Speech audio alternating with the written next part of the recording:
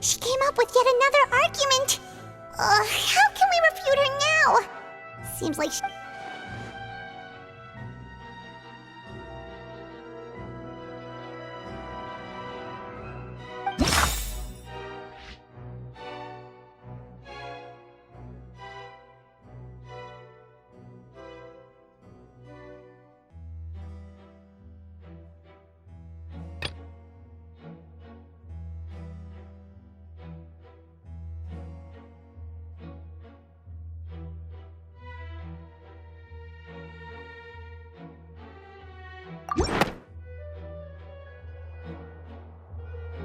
It has been established that all Fontanians can dissolve in water from the primordial sea. And that means... Since you insist on claiming to be a god and not a human, then there's a method that you can use right here and now to eliminate all suspicions of you being the latter. Miss Navia, please apply to serve as a temporary attorney for the prosecution before addressing the court. Though you act in partnership with the prosecutor, you must still adhere to proper procedure. Super sorry, Monsieur Chief Justice. I swear this really will be the last time that I'll speak out of turn. Now, I've brought some seawater from Poisson. As everyone knows, a massive flood struck the area not long ago, taking many lives,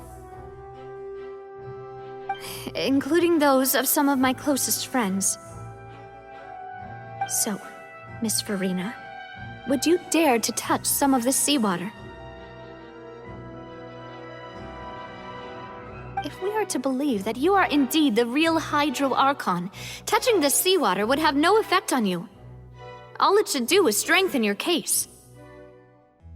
But if you don't dare to touch it, then we would have basically proved the reverse. Oh, and I must remind you that after the disaster at Poisson, nobody wants to see any more people dissolve. I do hope you'll act prudently and choose the simpler path of admitting guilt. Navia from the Spina di Rasula. The Spina has governed Poisson for many years. I guess her suggestion is valid. If Lady Farina is indeed just a human, she's probably Fontanian like all the rest of us. Would she really dare to try?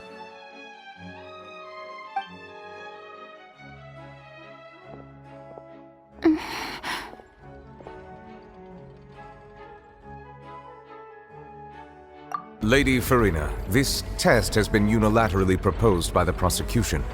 As it falls outside the realm of standard court proceedings, you possess the right to decline participation. Well, of course he had to tell her that. But refusing to participate is basically the same as a confession of guilt. She's just staring at the water without saying a single word. It really does seem like she's quite terrified of it. That could only mean... What's going on? Is she really planning to... That's not what we thought she would...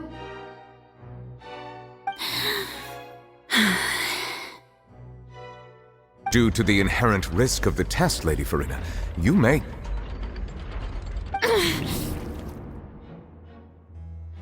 What? Hey!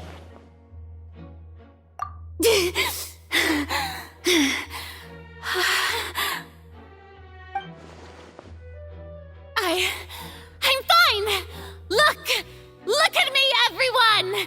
My hand is still here! I haven't been dissolved! Will you believe me now? I really am your Archon! I'm nothing like a normal human who would fall apart as soon as they touch this water! Really, was this not the most obvious thing in the world? Miss Siegewien? If you're present, Miss Siegewien, please come forward and attend to the defendant. Siegewien? Don't be nervous. It'll just take a few seconds. Let me see. That should be enough. Please announce the results of your evaluation to the court, Miss Siegewien. As everyone doubtlessly saw, Miss Farina was displaying symptoms of hyperventilation and flushed skin. She was experiencing the adverse effects of exposure to primordial seawater. The extent to which she was affected is the same as other humans when exposed to primordial seawater of a similar concentration. Thank you, Miss Siegeween. Lady Farina, you may return to the defendant's stand. Oh, wait. What did she just say? I didn't get dissolved. Shouldn't that be enough to prove my innocence? Well, considering your tendency to run from your problems, we did originally prepare a direct sample of the seawater around Poisson. However, after extensive discussion, we exchanged it for a sample that is not concentrated enough to dissolve an actual human. After all, on the off chance that something entirely unexpected might occur, we don't want anyone else to lose their life to the sea. Yeah, so out of regard for Farina's life, you secured a low-concentration sample and asked the head nurse to serve as an expert witness. It's a great thing that the direct sample wasn't actually used. Farina could have... I can't believe... You...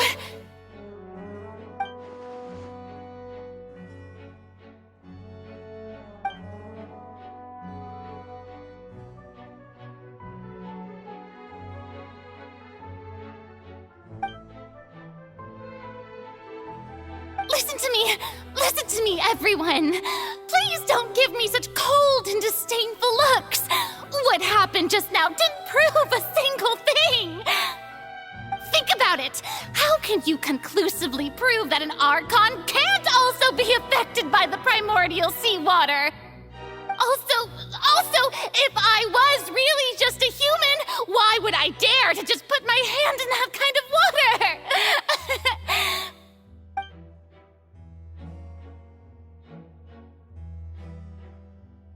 Please, anyone, just listen to me!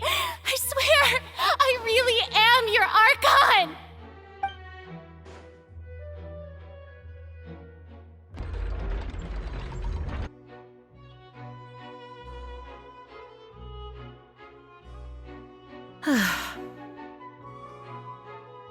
I don't think anything she says at this point will sway anyone.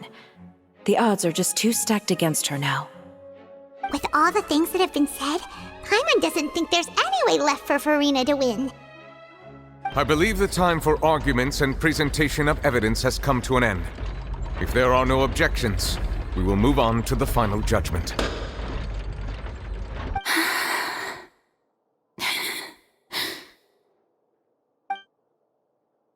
I don't think anything she says at this point will sway anyone. She's too stacked against her now.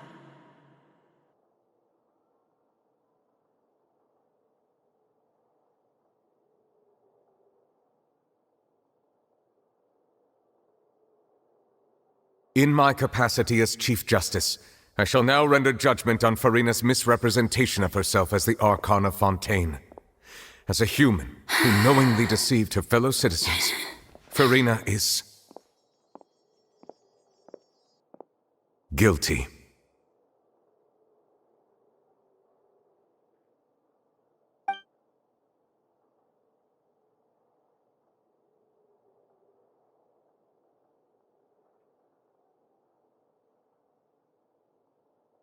We shall now turn to the Oratrice Mécanique d'Analyse Cardinale to render the final verdict on the charges.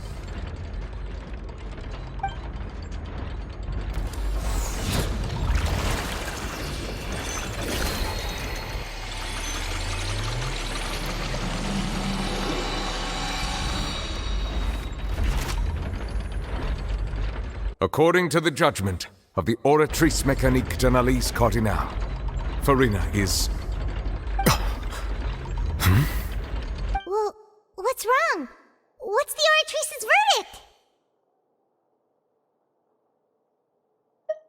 No, the Oratrice also displays a guilty verdict. Isn't that correct then? However, the exact wording of the verdict is thus: to be punished via the death sentence. The death sentence? That's actually one of the available sentences? I've always thought that he was just a myth. The one and only time the death sentence has been handed out at the court, and it's been given to the very person we've worshipped as the god of justice? What an unexpected twist. Furina's been sentenced to death by the Oratrice? We just wanted to use the trial to show her the seriousness of things so she'd tell us the truth. How did things escalate this quickly? This outcome is indeed quite strange. According to Fontaine's current definitions of justice, as well as its recommendations for criminal sentences, is this sentence really appropriate for the crimes that have been committed? Yeah! Even Vache wasn't sentenced to death by the Oratrice. You know, the real evil mastermind behind the serial disappearances case.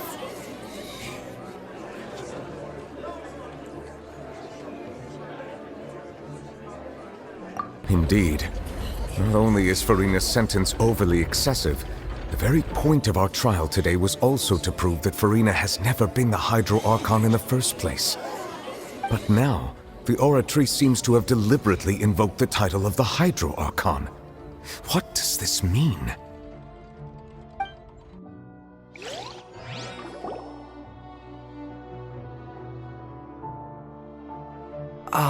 Excuse me, if I may interrupt. Is the trial still going? Fremine! You finally made it. I assume this means you've completed your mission? Mm-hmm. Any mission Father assigns to me will always be top priority.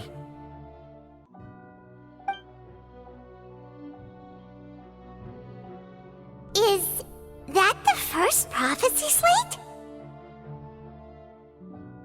Huh.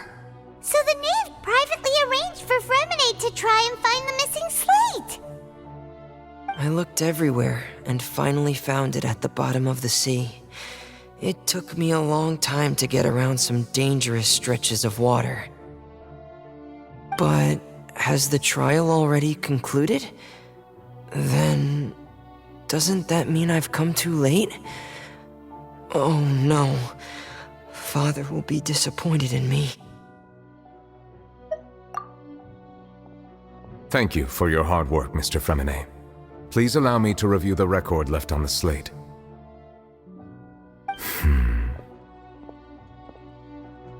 Traveler, I believe that you have already seen the other existing slates, and would like you to come here and confirm their contents.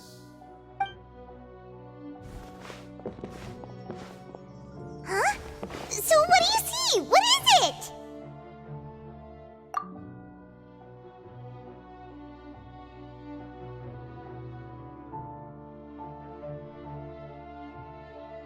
I believe I've now made sense of the Hydro Archon's crime. It has to do with Fontaine's lost history.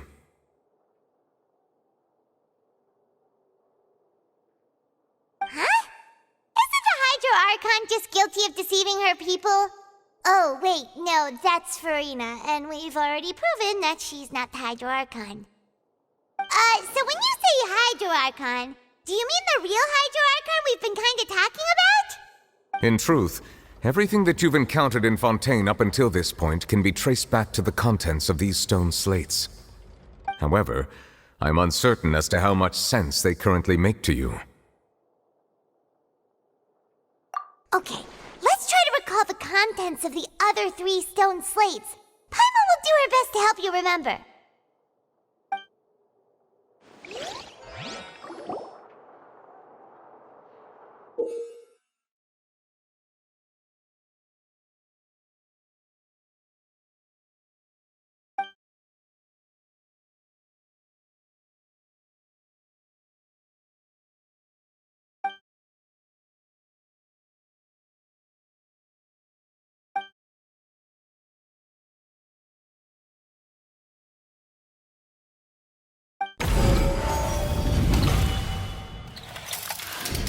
The first stone slate describes what you just said. It seems to show the previous Hydro Archon using her divine power, and then the Oceanids turn into humans.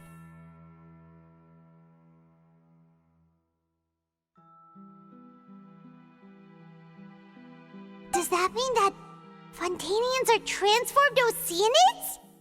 Oh, Paimon wasn't expecting that.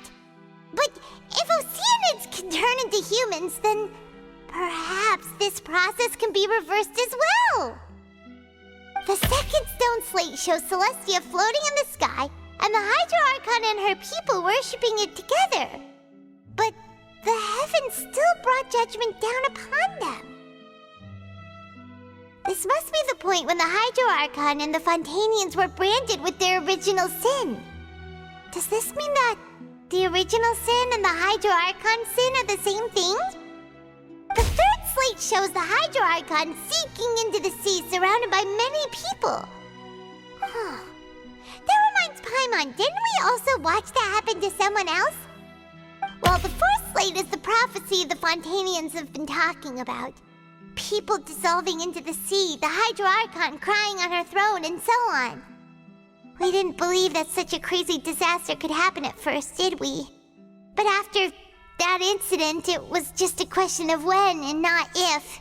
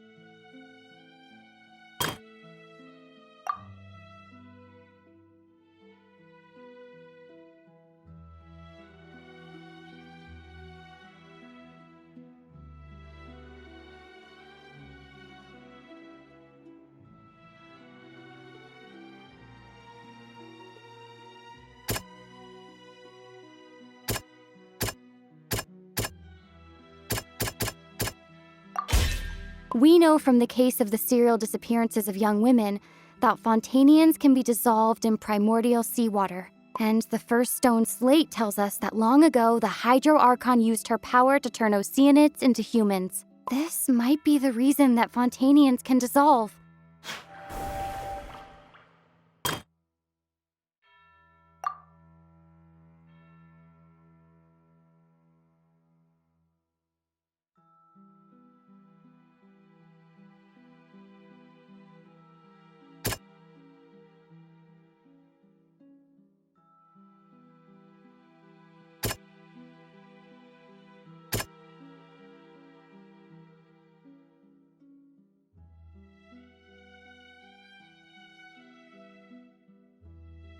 That doesn't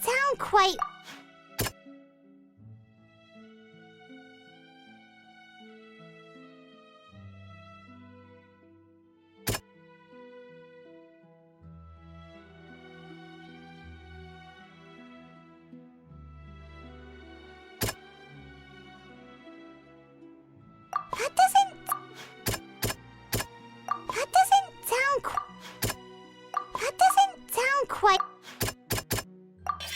Perhaps what is about to take place has all happened before. The true sin of the Hydro Archon that Nervilette mentioned, and the original sin cast down on the people of Fontaine by Celestia as recorded on the stone slates.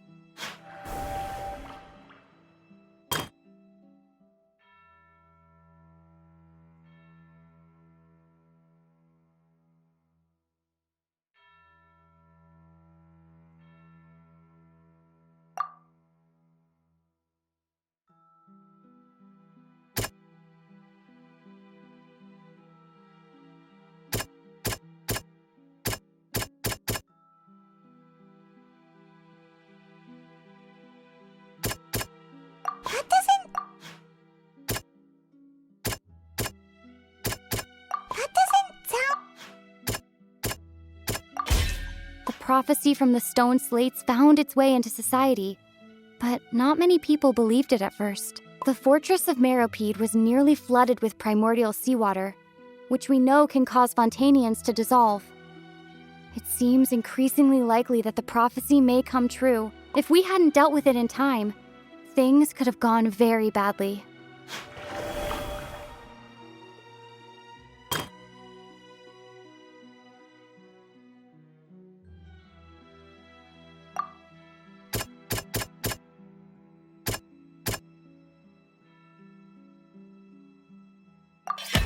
It's not as simple as falling into the sea. When Navia fell into the sea, her consciousness was subjected to judgment. The stone slates show the people gathered around the Hydro Archon in the sea.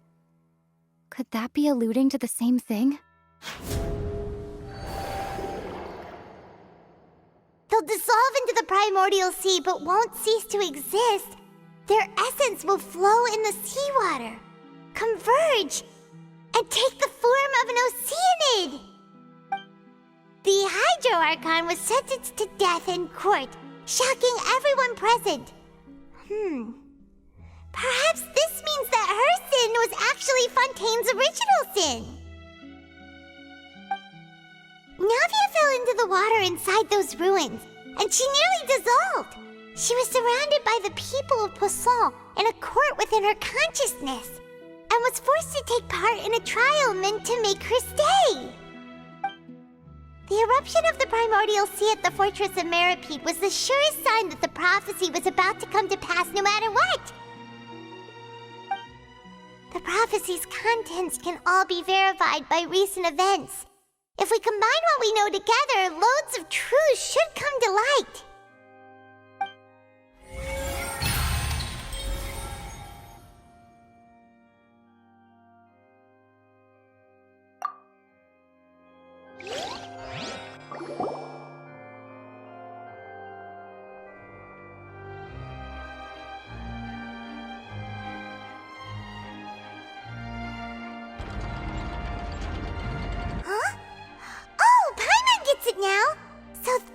You can make sense of it.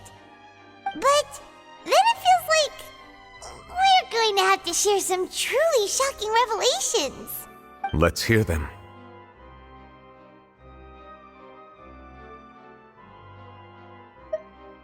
Incredible!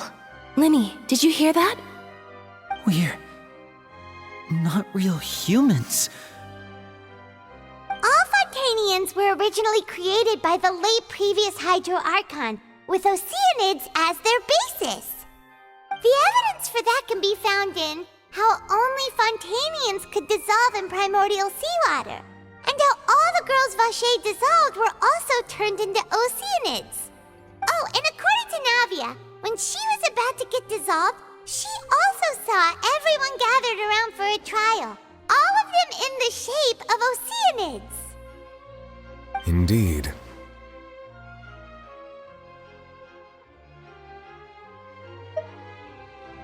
Yeah, and it follows from the content of the first slate that she probably angered Celestia by creating humans without prior permission. That could also explain why the Oratrice judged the Hydro Archon to be guilty. It's to account for that ancient sin. The Hydro Archon's true sin was creating us? And yet, after many hundreds of years, the Hydro Archon's creations have turned around to try to judge the Archon within the Opera Epiclese. The twists of history are often the most unexpected of all.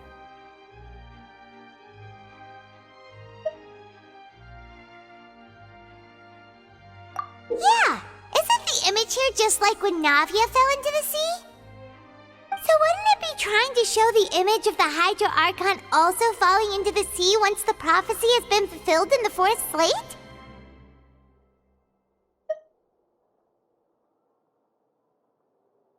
In the end, the people will all be dissolved into the waters, and only the Hydro Archon will remain weeping on her throne. Only then will the sins of the people of Fontaine be washed away. Did Paimon get all that right? You've made some keen deductions. I must say, given how much you still don't know, it is impressive that you've already managed to connect so many pieces of the truth. However, while you were able to decode all the information on the slates, they've also been etched with an additional layer of hidden information using a different power source. When we were at the ruins, I tried to decipher the hidden information recorded in the slates. But since we only had 3 slates at the time, I was unable to come to a full conclusion. Now that the slate collection is complete, I shall make another attempt to decipher the narrative recorded within. If everything goes well, we should finally be informed of the unadulterated truth.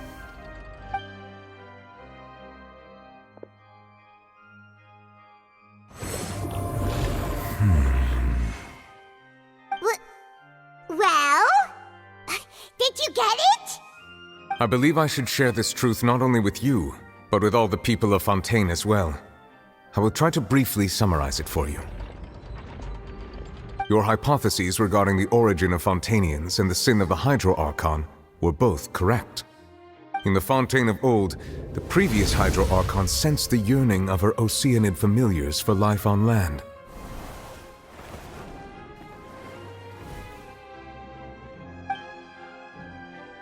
The Oceanids were enamored with the beauty and romanticism of human beings, and wishing to have those experiences for themselves, expressed to the Hydro Archon their desire to become of a similar kind. However, even though water as an element is intricately linked with the power of life, the Hydro Archon, as one of the seven, did not possess the authority to create a new form of human life. Not one to give in, she eventually found a way to create permanent humanoid bodies for her familiars by appropriating the power of this planet's primordial sea. She poured primordial seawater into the Oceanids' blood vessels, creating humanoid mimics in the process. But if Fontainians were to ever come into direct contact with water from the primordial sea, the power within their bodies would escape these artificial restraints and return to the sea. As a result, their forms would collapse, and they would be reverted to their original forms as Oceanids. Of course, the Hydro Archon never received permission from the heavenly principles to create a new human race. And thus, the Hydro Archon and all of her creations came to shoulder the original sin of appropriating the power of the primordial sea. That is the true history of how the people of Fontaine first came into being. So we were all Oceanids before we turned into human beings? That's way too much information for me. I think I'm just going to pretend that I never heard a single thing. Wait, but if that's the truth, we can't let the Hydro Archon be sentenced to death. After all, her only sin was creating us. This really might be too much information for your regular Fontainian, but it does answer a lot of our questions. Alas, your hypothesis regarding the third and fourth stone slates was inaccurate. The slates' respective positions are, in fact, correct. A key point of the visual on the third slate is how all the individuals depicted in the water are humans rather than Oceanids. They have not been dissolved, which implies that the water depicted in this slate is not water from the primordial sea. The nation of Fontaine is the nation of Hydro, as well as the nation of trials and justice. Instead of being the literal element, the water in the scene symbolizes judgment and justice. You may also recall Navia's experience. When she fell into the sea, her consciousness was surrounded by that of many others who intended to hold a trial to determine her fate. Therefore, the meaning of the third slate is that the people of Fontaine shall try the Hydro Archon at the court of justice. Yes, it refers to our present situation. I think I'm following now. So, what you're saying is, even though we decided to put on this trial to avoid fulfilling the prophecy, in truth, everything we've done has happened exactly as the prophecy foretold. So now, it seems, we're the ones making sure it comes true. What should we do?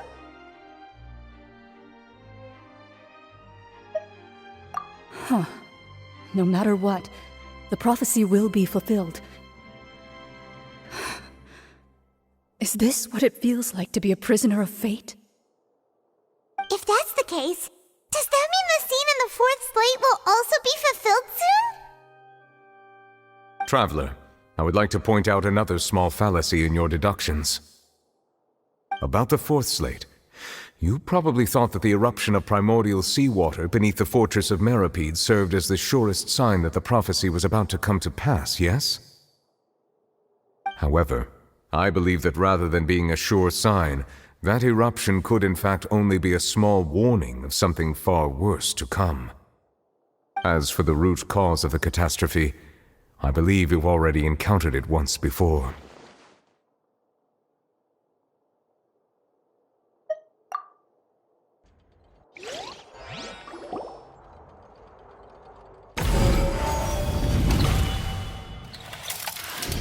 This eruption was just a small warning of the things to come. We must find the root cause of the disaster.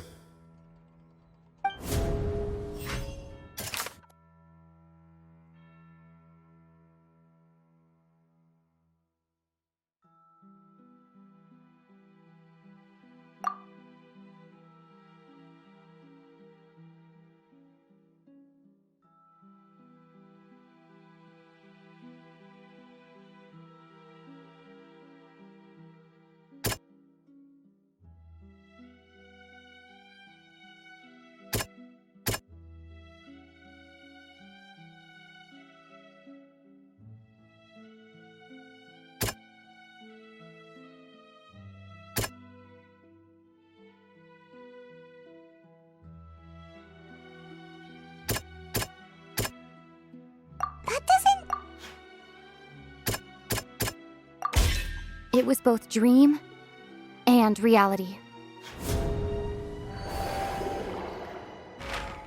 If we're talking about a true culprit, that could only be that thing inside the primordial sea, right? The truth, the original sin, the trial, and the root cause of the disaster.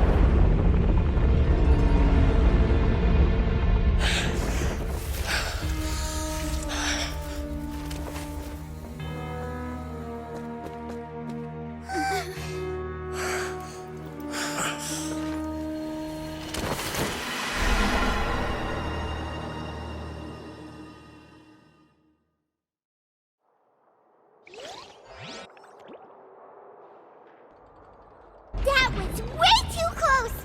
How did that thing just burst into the Opera House? Wait, was that the huge whale you saw in your dream?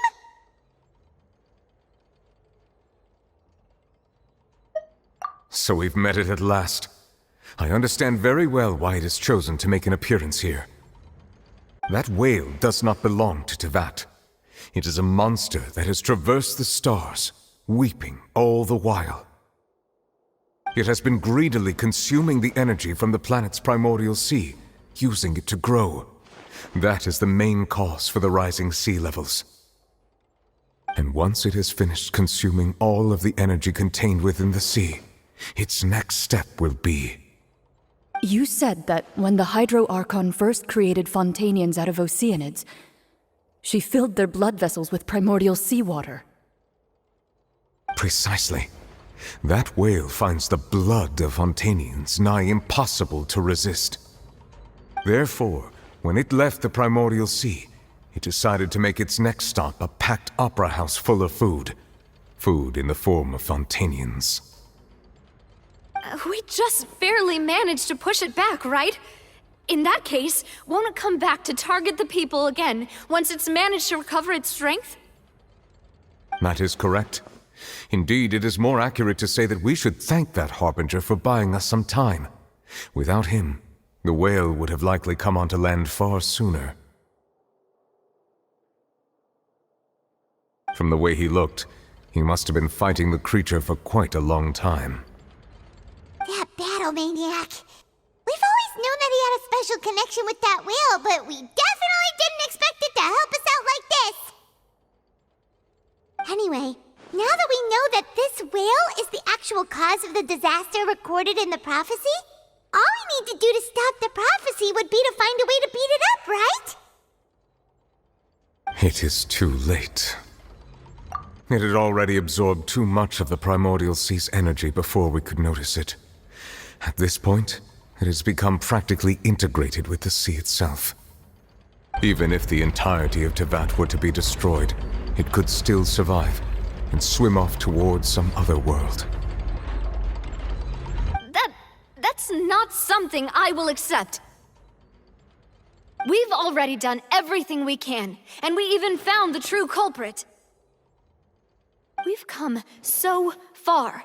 You can't just tell me that the last hurdle is some impossible foe. That's just not fair. Indeed, that's not how a grand performance should end. I'll fight it to the end, no matter what. So the prophecy will be fulfilled no matter what, huh?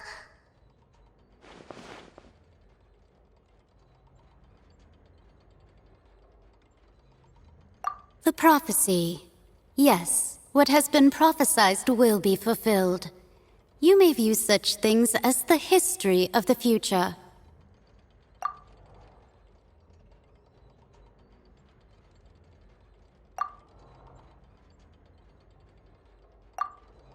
Just as prophecies are usually only the future as seen from the perspectives of the gods, could things be happening in hidden corners where the gods' gaze does not fall?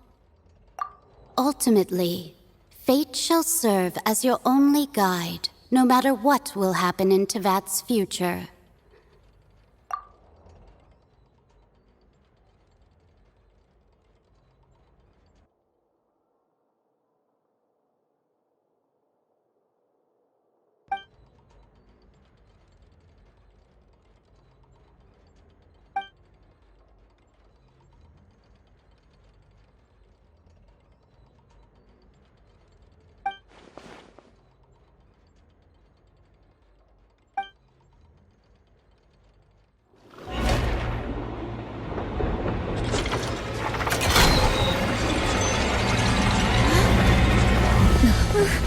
What's happening with the oratories?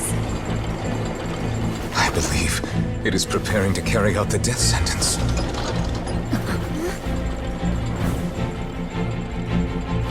Farina!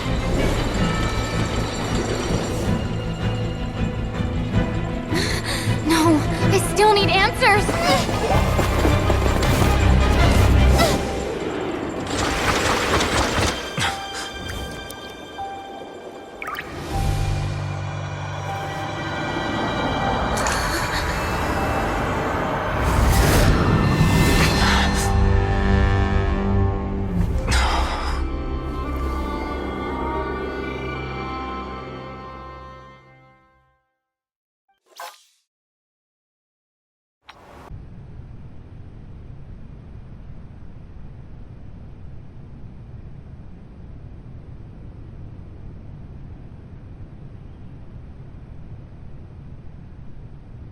You...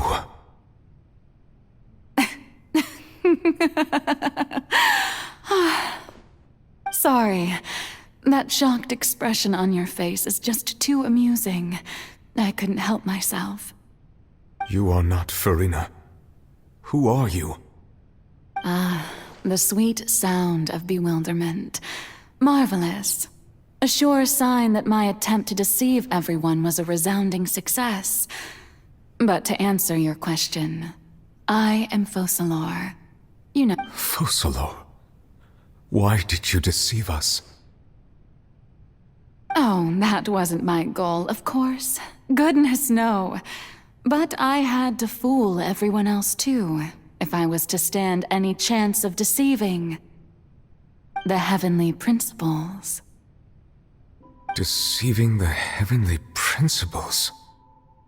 It's all because of that pernicious prophecy. Dreadful, wasn't it? Everyone doomed to dissolve. Fontaine condemned to be flooded.